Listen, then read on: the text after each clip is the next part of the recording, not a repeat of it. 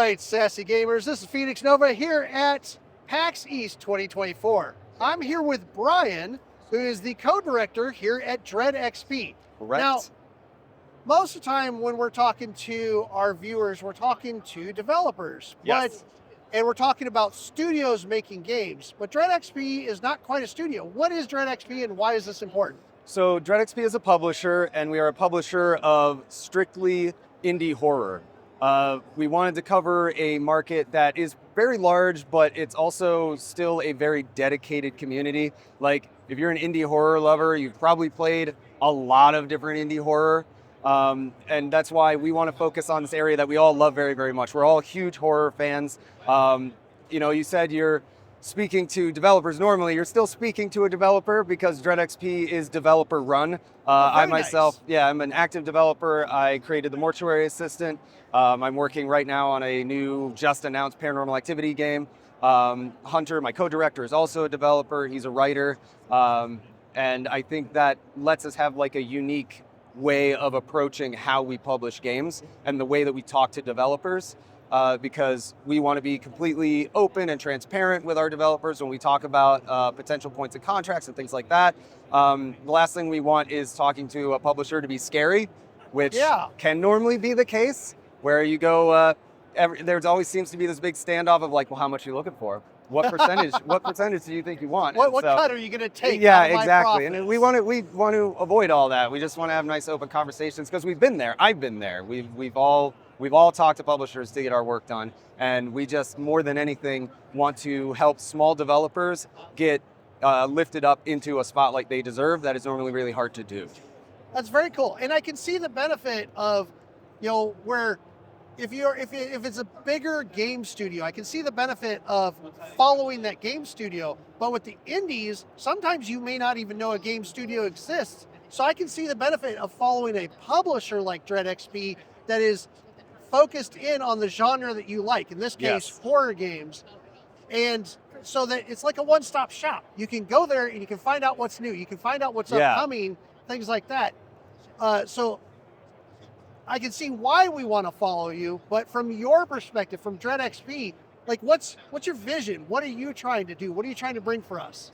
Well, first, you're exactly right that it makes sense for people to see what we're doing, because what we're doing is trying to find some of the best horror, and it's kind of nice and curated to what you might like. Our goal is to, as I said before, kind of lift developers up into a spotlight they don't get, but we're focusing on the entire band of horror, right? I think it's pretty standard for publishers to try to go for kind of mid to higher tier projects in terms of like budget and things like that. But we want to focus on all of it, where you might find really small developers that are making these tiny games. We want to be able to give them like a little bit and make something just a little bit larger and give them an experience with a publisher that they may not normally get. It's something we're working on. We haven't announced yet, so it's kind of, we'll think. But it's after PAX, we have another phase that we're working on where we are going to take some of these smaller projects that you're used to seeing on say Itch.io, right? Where that's a big one where you get a lot of small projects. We want to be able to help those developers too. We don't want to just find big ones that look super promising. We want to help all of them. Which I think is awesome, because like Itch.io, nothing against it, nothing against any indie that's there, it's awesome. But I think as a publisher, you also not only give them a bigger platform to release on, but I think you also give them a little bit more time to add that extra polish. Yeah, absolutely. We'd give them more time, a little bit of funding to do that, whatever they need to be able to make something that is a more polished version of their vision, right? Yeah, because like I've seen a lot of the games that come out of DreadXP, and while they may have different aesthetics, like for instance, you got Sucker for Love. We got a huge range of things, yeah. Right. Sucker for Love is very fun and very visual novel style. Yep.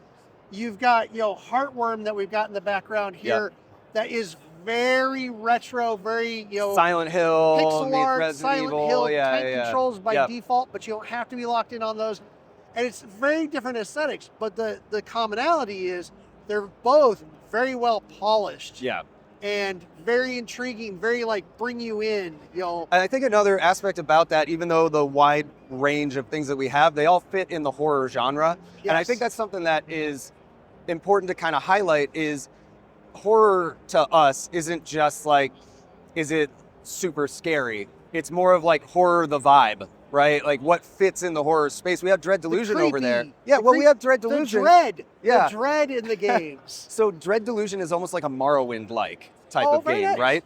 But it still thematically fits in the horror space. And so it's that, whether it's like Mortuary Assistant, which has like body horror and demonic possession, like straight horror, and then things like that, where it's more like a open world RPG, it still all fits in the same horror family. So we're focused on a wide range of things, but we make sure that all of it fits within the quality bar that we want to hit and deliver to people.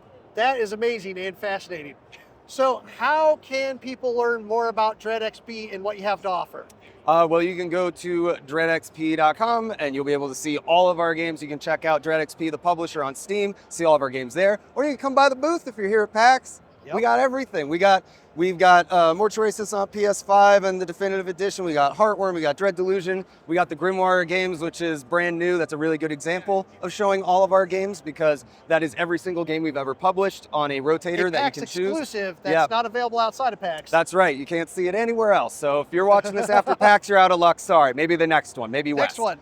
Yeah. It'll be at West, so you always see it there. Awesome, Brian. Thank you very much. Absolutely.